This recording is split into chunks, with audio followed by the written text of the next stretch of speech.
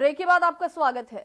Corona का कहर लगातार जारी है। लॉकडाउन पार्ट 2 खत्म होने को है और जिस तरीके से मरीजों की संख्या में इजाफा हो रहा है उसको देखकर अभी भी लोगों में संशय बरकरार है, क्या लॉकडाउन पार्ट 3 आएगा और अर्थव्यवस्था पर भी इसका बुरा असर पड़ रहा है। देखिए पूरी रिपोर्ट को।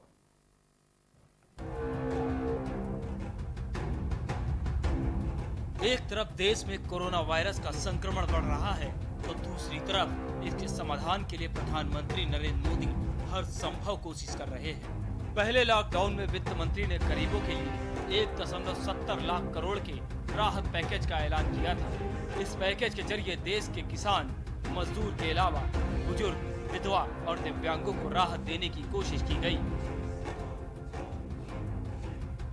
लेकिन दूसरे लॉकडाउन के बाद जो हालात बने उसे देखते हुए अब देश के मिडिल क्लास को प्राथमिकता देते हुए किसान, मजदूर और अर्थव्यवस्था को ज्यादा सहूलियत देने की जरूरत महसूस हो रही है।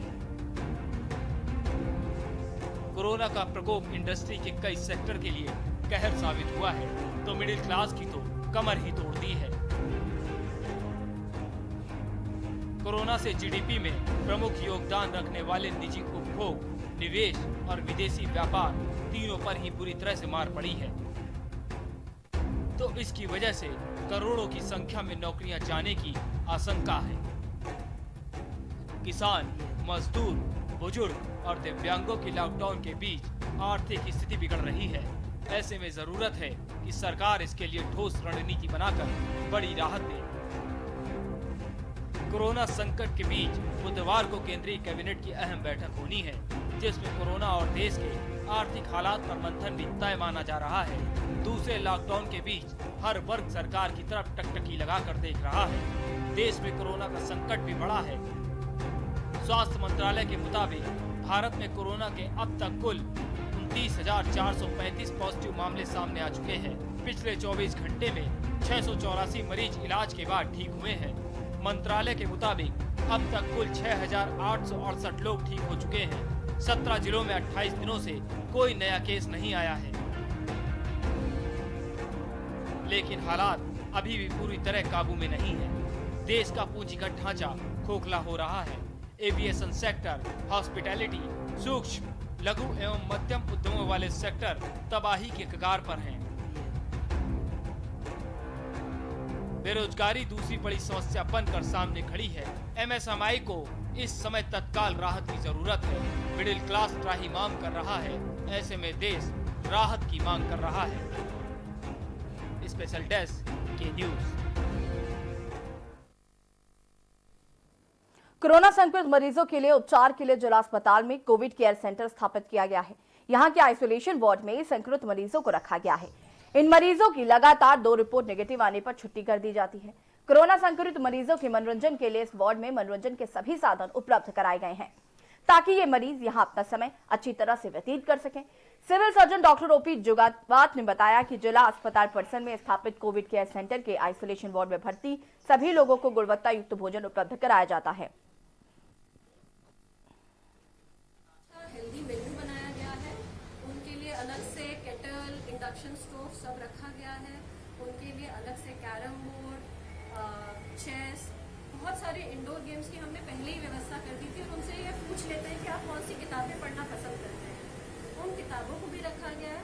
हर जगह हमने टीवी भी लगा दिया है ताकि अगर वो टीवी से देखना चाहें, क्योंकि कठिन होता है अगर आप बीमार, आपके सिम्टम्स भी ना हो तो भी अपने घर परिवार से दूर रहना, वार्ड में मानसिक रूप से कठिनाई होती है। तो आदमी को कैसे इंगेज करके रखें, ये हमारा फोकस है। में क्राइसिस मैनेजमेंट ग्रुप की बैठक कलेक्ट्रेट सभाकक्ष में संपन्न हुई। बैठक क्षेत्रीय सांसद नंद कुमार सिंह की उपस्थिति में की गई, जहां नागरिकों से सोशल डिस्टेंसिंग के प्रावधानों का पालन और लॉकडाउन में घरों से कम से निकलने की अपील की गई। बैठक में मुख्य बाजार की दुकानों को बंद रखने और गली मोहल्लों में स्थित किराना की दुकानों को खोलने, साथ ही होम डिलीवरी की प्राथमिकता देने पर चर्चा हुई।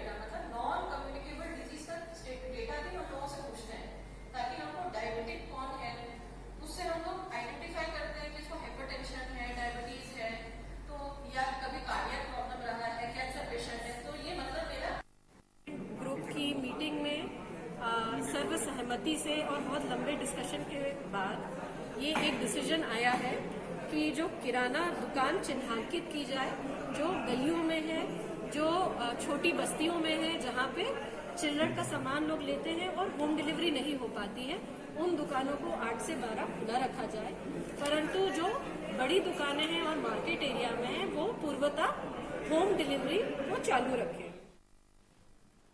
प्रदेश शासन द्वारा समर्थन मूल्य की खरीदी में किसानों के द्वारा उपज की गई फसल खरीदी केंद्रों पर ज्यादातर तौलकर केंद्र ऑपरेटरों द्वारा मनमानी की जा रही है। साथ ही किसानों को प्रति क्विंटल पर 600 ग्राम गेहूं की चपत लगाई जा रही है। ये मामला पुरानी मंडी गेहूं खरीदी उपार्जन केंद्र का है, जहां समिति प्रबंधक योगेश शर्मा अपने प्रतिनिधि के रूप में ऑपरेटर बंटी यादव को अधिकृत किया है। इस सोसाइटी केंद्र पर गेहूं तुलाई में किसानों के साथ धोखाधड़ी की जा रही है, जिससे कि किसानों में आक्रोश व्याप्त है। शासन के निर्धारित नियम और नीति के अनुसार सभी केंद्रों को किसानों की उपज खरीदने के निर्देश जारी किए गए, जिसके बाद भी किसानों से उनकी फसल को ज्यादा तोलकर चपत लगाने का काम कर रहे हैं।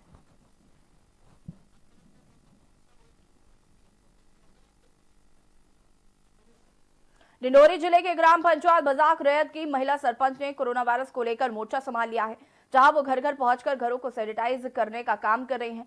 आपको बता दें कि चुने हुए जनप्रतिनिधि और जवाबदार नेता घरों के अंदर बैठे हुए हैं, तो वहीं दूसरी ओर महिला सरपंच ने कोरोना वायरस के खिलाफ मुहिम छेड़ रखी है और पूरी मुस्तैदी के साथ पंचायत के अमले के साथ घर घर पहुंचकर घरों को सैनिटाइज करने का काम कर रही है।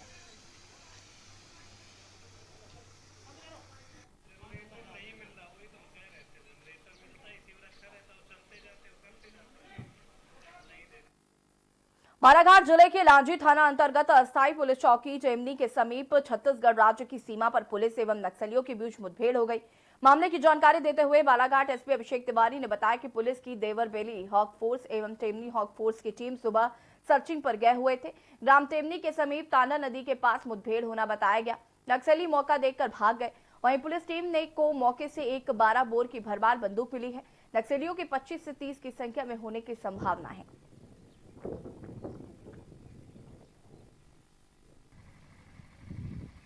बालाघाट जिले का उसके आसपास नक्सल गतिविधियों की सूचना आ रही थी, जिसमें एक इंटर डिस्ट्रिक्ट जो ऑपरेशन था, inter state operation Madhya Pradesh और छत्तीसगढ़ पुलिस का वो दिया गया था। और इस ऑपरेशन के चलते आज सुबह करीब 7:30-8 बजे जो है नक्सल पार्टी और पुलिस का आमना सामना हुआ, जिसमें कि नक्सल ग्रुप ने पुलिस पर फायरिंग की। पुलिस ने की तरफ से भी फायरिंग हुई है और कुछ समय के बाद जब फायरिंग रुकी है तो वहाँ पर उस क्षेत्र का जब सर्चिंग की गई तो वहाँ पे नक्सलियों का कुछ सामान और एक उनका वेपन प्राप्त हुआ है। वो वेपन 12 बोर का भरमार प्रतीत हो रहा है। अभी जब वो वापस आएगा तो उसकी और गहनता से जांच होगी कहाँ से आया है। ग्यारसपुर के नेशनल हाईवे 146 पर आज भी गरीब और मजदूरों का पलायन जारी है, जो पश्चिम बंगाल जा रहे हैं। लॉकडाउन के चलते गरीबों का काम छूट गया है और रोजी रोटी के लिए मोहताज हो गए हैं।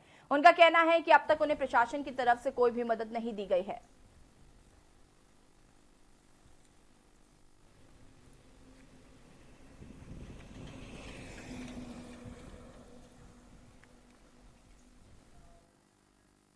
जिले में एक दंपति की दूसरी रिपोर्ट भी कोरोना नेगेटिव आने के बाद उन्हें अस्पताल से घर के लिए रवाना कर दिया गया।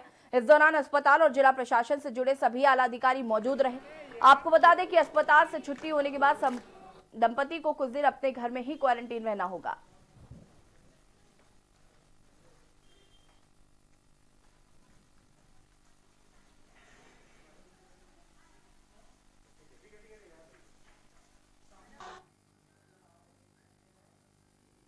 कोरोना वायरस से निपटने के लिए देश में लागू लॉकडाउन के बीच प्रधानमंत्री नरेंद्र मोदी ने चौथी बार राज्यों के मुख्यमंत्रियों से वीडियो कॉन्फ्रेंसिंग के जरिए बातचीत की। लॉकडाउन 2.0 की अवधि 3 मई को खत्म हो रही है। कोरोना से जारी जंग में क्या लॉकडाउन को एक बार फिर बढ़ाया जाएगा, यह फिलहाल चर्चा का विषय है। 3 मई के बाद देश कोरोना से कैसे लड़ेगा, मुख्यमंत्रियों के साथ प्रधानमंत्री मोदी ने वीडियो कॉन्फ्रेंसिंग में इस पर फैसला तो नहीं लिया, लेकिन संकेत साफ आ गए हैं। देखिए पूरी रिपोर्ट को।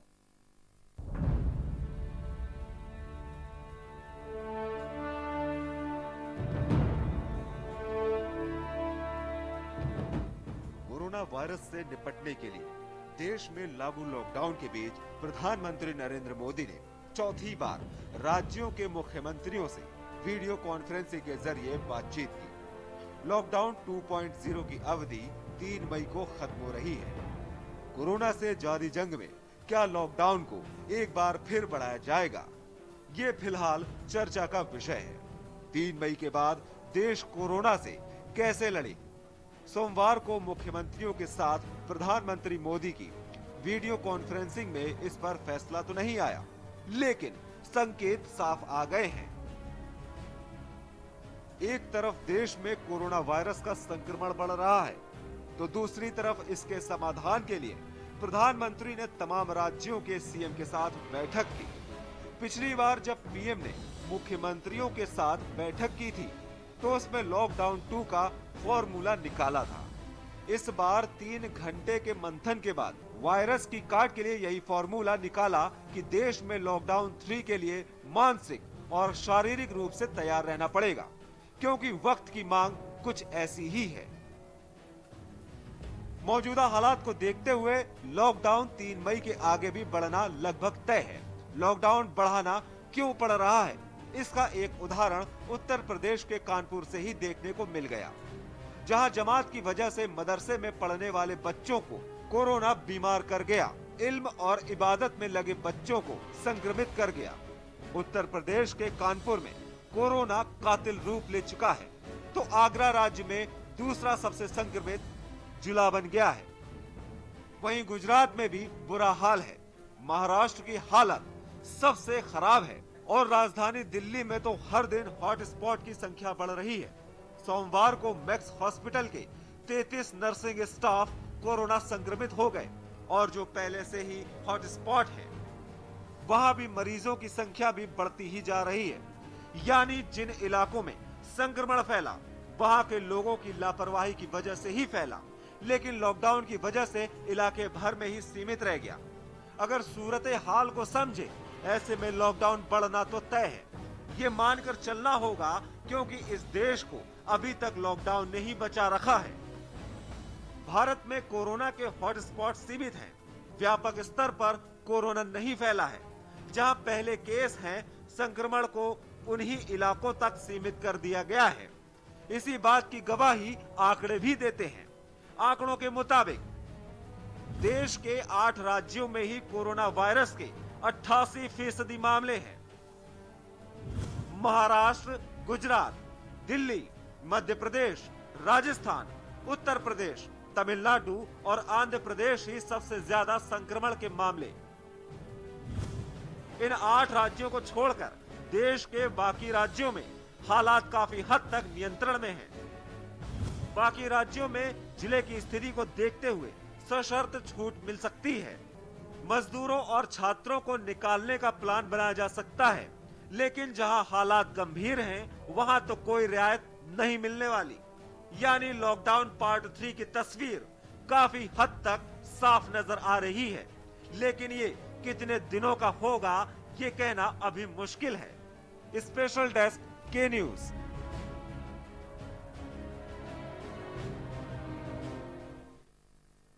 और वक्त हो गया छोटे से ब्रेक का, जल्द हाजिर होंगे।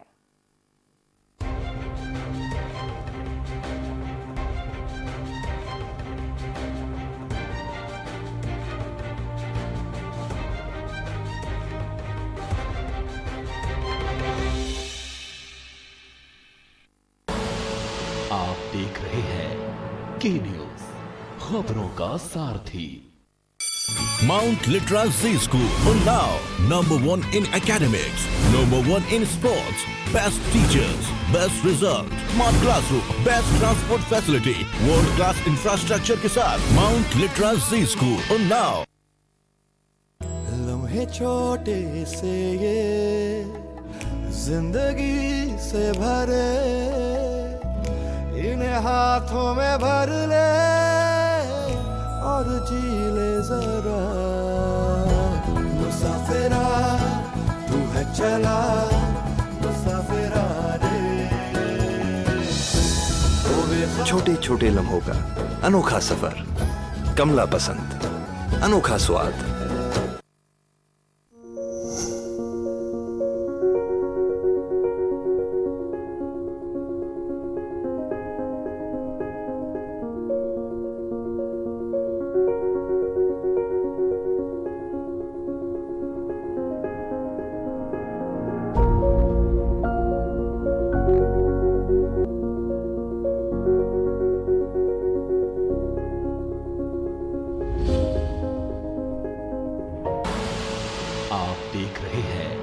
की न्यूज, खबरों का साथ।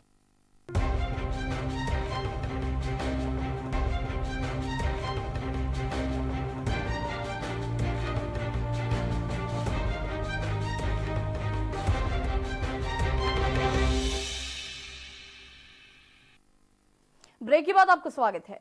बालोद जिले के 200 मजदूर इंदौर में फंसे हुए हैं, जिन्हें नगर पालिका पार्षद योगराज भारती के माध्यम से प्रशासन तक पहुंचाने के बाद मदद मिली। उन्हें राशन की संपूर्ण सामग्री इंदौर नगर पालिका के माध्यम से दी गई। ऐसे में उन्हें काफी राहत मिल पाई है। नगर पालिका के पार्षद योगराज भारती ने बताया कि उन्हें राशन पानी आदि तो मिल गया है, परंतु अब हमारा पूरा प्रयास उन्हें वापस लाने की ओर है। प्रशासन के मामले में गंभीरता दिखाई दी गई, जिसकी बदौलत सभी फंसे 200 मजदूरों तक राहत सामग्री पहुँचाई गई है। कम से कम 2 दिन के राशन तो हमला मिल गए है, लेकिन हमला एक निवेदन है हमारे सरकार और मीडिया वाला भाई एवं जिला प्रशासन ला कि हमला यहाँ से जल्दी दे जाए की कोशिश कर। कोरबा के पंखा दफाई बस्ती में उस समय अफरा तफरी मच गई जब एक युवक ने अपने मकान मालिक के घर के बाहर देसी कट्टे से गोली चला दी। हालांकि इस घटना में किसी को चोट नहीं आई। गोली चलने की सूचना पर पुलिस मौके पर पहुंची और युवक की खोज शुरू कर दी। बताया जाता है कि कुछ दिन पहले ही मकान मालिक ने युवक से मकान खाली कराया था। इसी बात को लेकर वह आक्रोशित था और उसके घर के बाहर पहुंचकर देसी कट्टे से फायरिंग कर दी गई।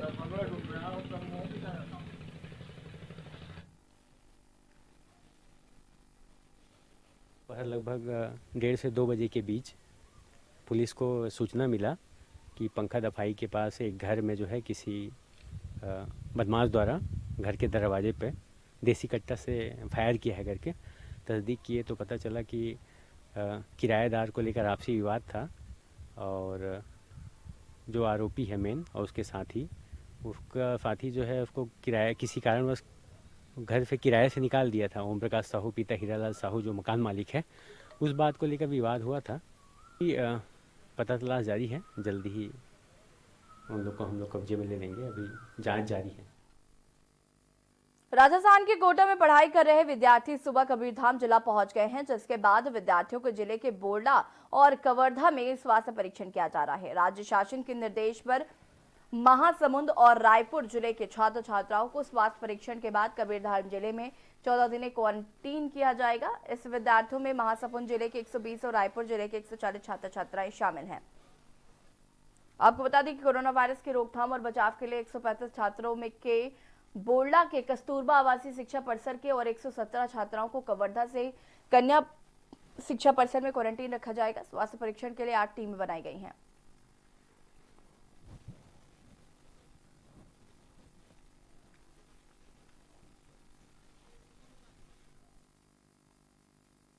बलरामपुर जिले में मौसम ने जमकर कहर बरपाया है। बलरामपुर जिले के सभी इलाकों में ओलावृष्टि, तेज हवाएं और बारिश हो रही है, जिससे कई लोगों के घर के छप्पर उड़ गए हैं तो वहीं कई सड़कें भी जलमग्न हो गई हैं। बारिश से किसानों को भी अत्यधिक नुकसान हुआ है।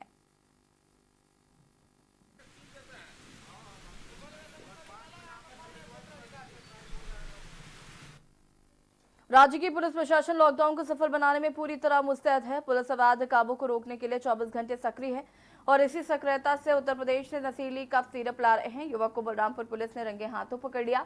युवक का नाम मोहम्मद अदवर है। जानकारी के मुताबिक युवक यूपी के प्रतापपुर अपनी बाइक से बोरे में भरकर नशीली कफ सिरप ला रहा था, जिसे पुलिस ने दबोच लिया। उसके पास 110 शीशी कफ सिरप बरामद हुए। पुलिस ने आरोपी को एनडीपीएस एक्ट के तहत कार्रवाई करते हुए न्यायिक रिमांड में भेज दिया है।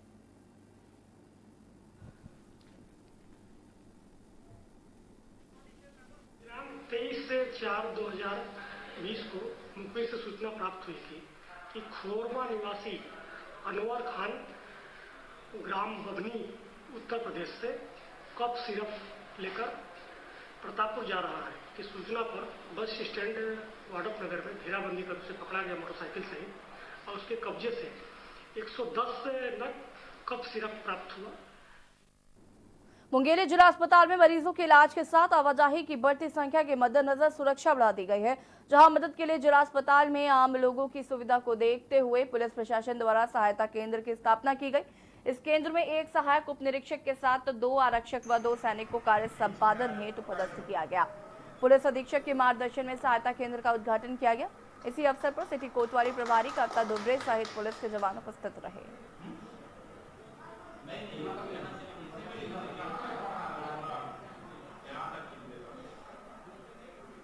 इसमें हमारे एसडीओपी तेजराम पटेल और यहाँ थाना प्रभारी कविता ध्रुवे अन्य स्टाफ उपस्थित थे। ऐसा इसलिए किया गया है क्योंकि थाने से थोड़ी दूरी पड़ती है और कोई भी यदि वहाँ पर परिजन आते हैं, किसी के साथ कोई घटना होती है या किसी की मृत्यु होती है तो तत्काल हमको सूचना मिलती है और उनको सहायता भी पहुँचती है। इस पब्लिक की सुविधा के लिए इसको प्रारंभ किया गया। केंद्र सरकार द्वारा कर्मचारियों एवं पेंशनरों को मिलने वाली महंगाई भत्ते पर कोविड-19 वायरस संक्रमण लॉकडाउन अवधि में जुलाई 2021 तक रोक लगा दी गई है। केंद्र सरकार के इस निर्णय को असंवेदनशील व अमानवीय निर्णय बताते हुए छत्तीसगढ़ प्रदेश तृतीय वर्ग कर्मचारी संघ के बैनर तले जिला इकाई द्वारा प्रधानमंत्री के नाम कलेक्टर के माध्यम से लिए गए निर्णय पर पुनर्विचार हेतु ज्ञापन सौंपा गया। आपको बता दें कि महंगाई भत्ता मूल सूचनांक पर आधारित महंगाई से हुई क्षति की प्रतिपूर्ति राशि के रूप में वेतन का हिस्सा है। जहां इस कोविड-19 संक्रमण में सभी कर्मचारी दिन रात लगातार अपनी सेवा दे रहे हैं, जिस पर उन्होंने केंद्र सरकार को पुनर्विचार करने का आग्रह किया है।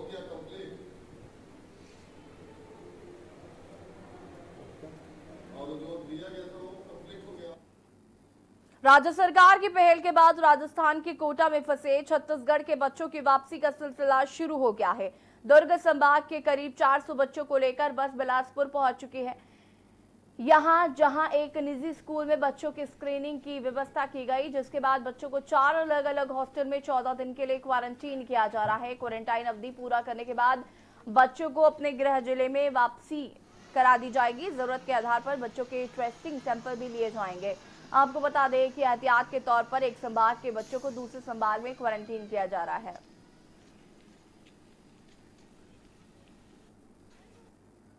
कोरबा जिले में चिकन सेंटर खुलने से आदेश जारी हो चुके हैं। आदेश जारी होते ही बांकी मोगरा चिकन सेंटर में लोगों की भीड़ जुटना शुरू हो गई है, जहां जमकर सोशल डिस्टेंसिंग और नियमों की धज्जियां उड़ाई जा रही हैं, जिसके बाद भी प्रशासन ऐसे लोगों व दुकानों में कोई कार्रवाई नहीं कर रहा है, जिसके चलते ऐसे दुकान संचालकों के हौसले बुलंद हो रहे हैं।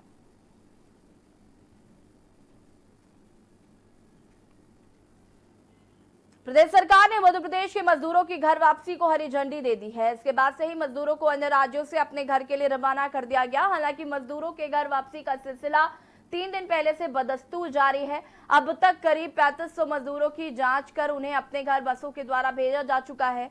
जिला प्रशासन ने मजदूरों के खाने पीने का भी इंतजाम किया है। इसी तरह प्रदेश में कार्य करने वाले राजस्थान के मजदूरों को भी जांच के पश्चात राजस्थान की सीमा में प्रवेश दिया जा रहा है।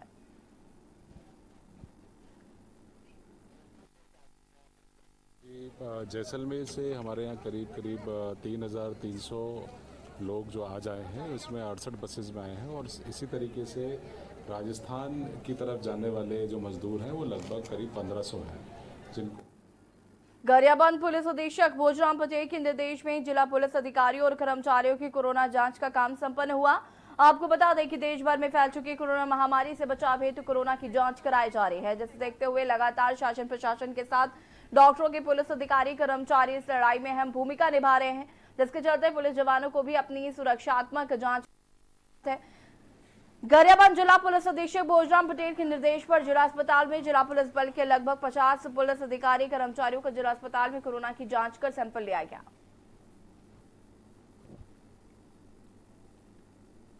जिले के आज लगभग 50 अधिकारी कर्मचारी पुलिस जवानों का कोरोना टेस्ट के लिए सैंपलिंग दिया गया है। ऐसे जवान जो लगातार पब्लिक के संपर्क में आ रहे हैं, भीड़ भाड़ वाले स्थान पे अपनी ड्यूटी कर रहे हैं, चौक चौराहों पर ड्यूटी कर रहे हैं, बैंक में ड्यूटी कर रहे हैं, उन जवानों का हर थाने से 3-3, 4-4 जवानों को इकट्ठा करके आज इनका सैंपल दिया गया है। इसमें सब अधिकारी भी शामिल हैं, कुछ TI, SDOP, additional SP, RI और पुलिस लाइन के भी जवान सम्मिलित।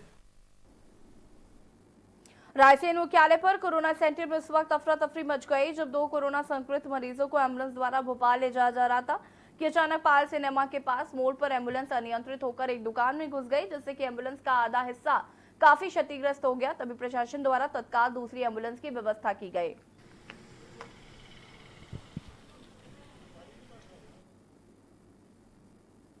फिलहाल बुलेटिन में इतना ही। देखते रहिए के न्यूज़ इंडिया। नमस्कार।